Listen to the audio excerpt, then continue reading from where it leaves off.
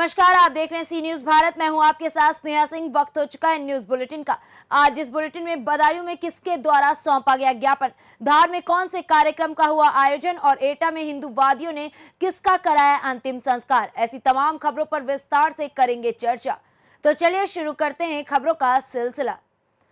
बदायूं में भ्रष्टाचार मुक्ति अभियान के तत्वाधान में जिला समन्वयक तहसील बदायूं एमएच कादरी के नेतृत्व में खंड विकास अधिकारी विकास खंड दहगवा के कार्यालय पर सत्याग्रह कर सूचना कार्यकर्ताओं ने भ्रष्ट अधिकारियों की सद्बुद्धि प्रदान करने के लिए राष्ट्र राग रघुपति राघव राजा राम का कीर्तन कर मुख्यमंत्री को संबोधित 4 सूत्रीय ज्ञापन खंड विकास अधिकारी को अनुपस्थिति में कार्यालय में सौंपा गया।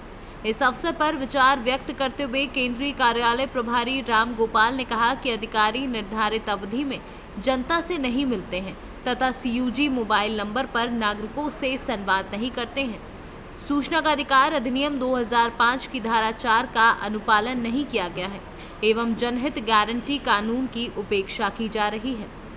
इस अवसर पर प्रमुख रूप से जिला समन्वय एमएच कादरी, सह जिला समन्वय अभय महेश्वरी, ओमकार, भुवनेश व अन्य लोग मौजूद रहे। बदायूं से सी न्यूज संवाददाता आकाश तोमर की रिपोर्ट।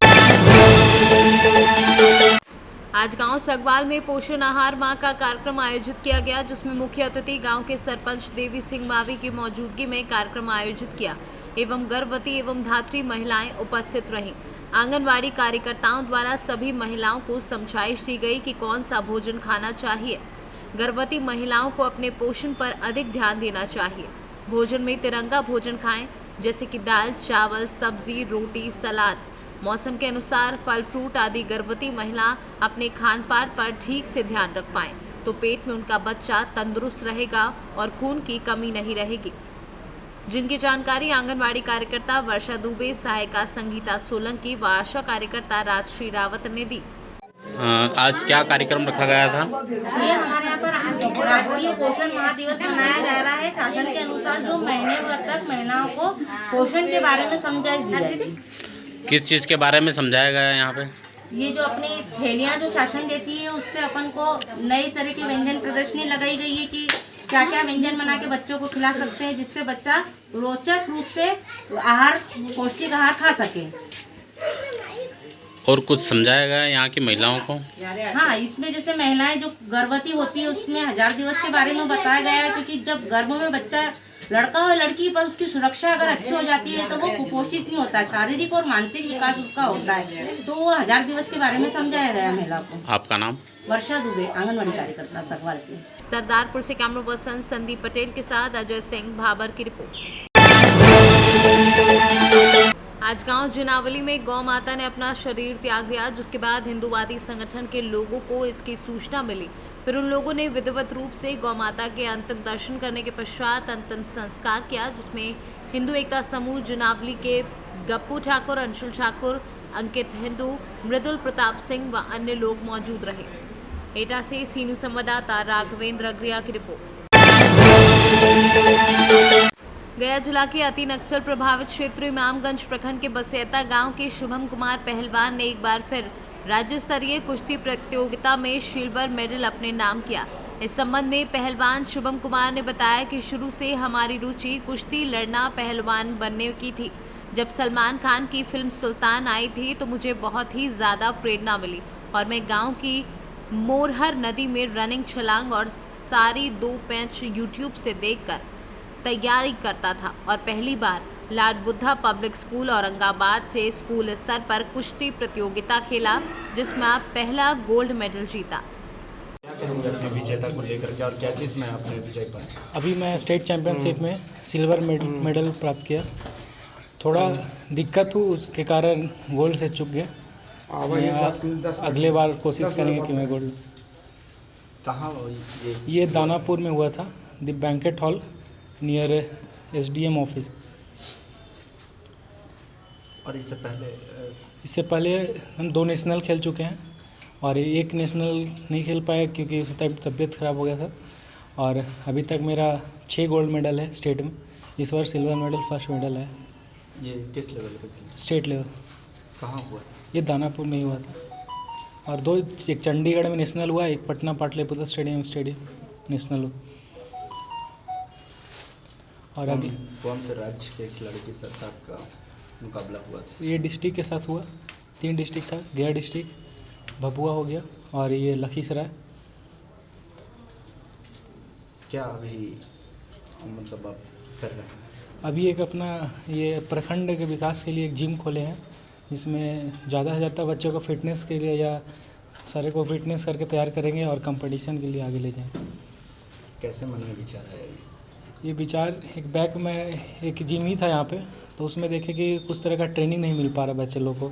एक तो पहले बात है कि पैसा भी खर्च हो रहा है, उस तरह का ट्रेनिंग नहीं मिल पा रहा है, ऊपर जा नहीं पा रहा, तो इसके लिए मन में आया कि एक अपना ही खोल दे ऊपर और उस तरह का बच्चे लोग को आगे ले जाए। कौन कौन सी मशीन यहाँ पे और क्या उपलब्ध है? यहाँ पे सारी मशीन है, बेंच प्रेस हो गया, लेग प्रेस हो गया, चेस्ट बटरफ्लाई हो गया, स्पिन मशीन हो गया। ट्रेनर कौन होगा? ट्रेनर हम ही हैं। तो फिर आप कुश्ती के लिए फिर कैसे तैयार कुश्ती का अखाड़ा मैं यहीं पे बनाने जा रहा हूँ भैया। क्या इसमें ट्रेनिंग भी देंगे? ट्रेनिंग में कुश्ती का ट्रेनिंग भी मिलेगा और हमारे एक प्रशिक्षक हैं वो भी यहीं पे आने वाले हैं होंगे। आज आपने इस मुकाम तक कैसे पहुँचे, किनका सहयोग रहा? इसमें हमारे पूरे परिवार का सहयोग रहा, पूरे गांव का और पूरे प्रखंड का सहयोग रहा। केवल बाधा भी तो आती होगी, किस तरह बाधाएं आती रही, उसको अपने तरीके से सॉर्ट आउट करते रहा और आगे करते रहे। आपके पिताजी भी नहीं हैं, तो किनका साथ मिलता था? सारा सबका साथ मिला, गाँव का, अंकल का, भैया का। शिक्षा के क्षेत्र में किस तरह से काम किया? शिक्षा के क्षेत्र में अभी +2 किया, उसके बाद पार्ट 1 में एडमिशन लिया और सारा शिक्षा Lord Buddha public school Aurangabad से किया। ये प्रेरणा आपको कैसे मिलेगी कुश्ती? एक बैग पहले होता था, सारे बच्चे जाते थे गेम खेलने, न्यूज़ चैनल वगैरह में आता था तो लगता था कि काश मेरा भी आया वहाँ पे, उस तरह से प्रेरणा। तो मैंने कहते हैं इसके लिए तो बराबर मैंने हम किया है, जहाँ तक हम लोग से बनता है सहयोग भी करते हैं। कैसे तैयारी हो पाई थी या क्या जब ये इस लाइन में गए होंगे तो आप लोग को भी? तो हम लोग तो सारा अखाड़ा में लड़ते थे पहले, हम लोग के टाइम में ये सब नहीं था, दंड बैठक करते थे हम लोग। यही तो कहाँ अखाड़ा लड़ने जाते थे? हम लोग को गाँव में था, पहले तो हर गाँव में अखाड़ा होता था जैसे, और गाँव के लोग लड़ते भिड़ते थे एक दूसरे से। तो क्या आपका क्या सहयोग रहता है, किस तरीके से आप इनका मनोबल बढ़ाते हैं? ऐसे तो ये पूछता है तो अभी 2-4 को दाव भी बतला दिए हैं कि देखो ये दाव काम कारगर होगा जैसे कि, और सहयोग क्या करें। अभी फिर से ये स्टेट स्तर पे तैयारी में जुटे हैं? हाँ, तो हम तो बराबर ही सब कहते हैं कि देखो तैयारी करो ठीक से, उसमें किसी तरह की दिक्कत ना हो। क्या कभी आपने इनकी देखा है आर्ट्स को, इनकी कला को देखा है कि किस तरीके से ये पछाड़? जिन्हें अभी को हम मौका मिला है देखने का, अभी तो बाहर ही जा रहा है, हम लोग तो अभी लोकल में नहीं देखे हैं। क्या कुछ कमी बेसी आपको कैसे समझ में आएगा कि ये कमी है जो ये बताएंगे तो? जी हाँ, जैसे कमी कुछ लगता है, जैसे अखाड़ा में अभी ये लोग जा रहे हैं जो, अब वो मैंने जाता है तो मन जैसे कि बराबर आउट हो रहा है, मन जैसे कि, तो वो सब हम लोग को तो ये हो रहा है कि मन जैसे कि परेशानी है इसके साथ। 2 जगह से देखे हैं फोटो, अखाड़ा में जैसे कि दौड़ लगाया, जैसे हाथ में भिड़ाया और मन जैसे कि बाहर आउट हो रहा है, जैसे कि अभी कमी है कि क्या है उसमें। क्या कहेंगे कुछ इनके लिए और दर्शक? और तो इनका शब्द यही है हम कि इन लोग लगल रहे हैं ठीक से, हम लोग को यही है कि मन जैसे कि आगे बढ़ें जी। इनके बचपन में इनके पिताजी के देहांत हो गया? जी हाँ, पिताजी के देहांत हो गया, उसके बाद भी मन जैसे कि चचा उचा लोग सब ख्याल किए हैं, तभी मन जैसे कि आगे बढ़ा है सर। वो तो बड़ी छोटा थे मन, तभी पिताजी इंतकाल कर गए थे।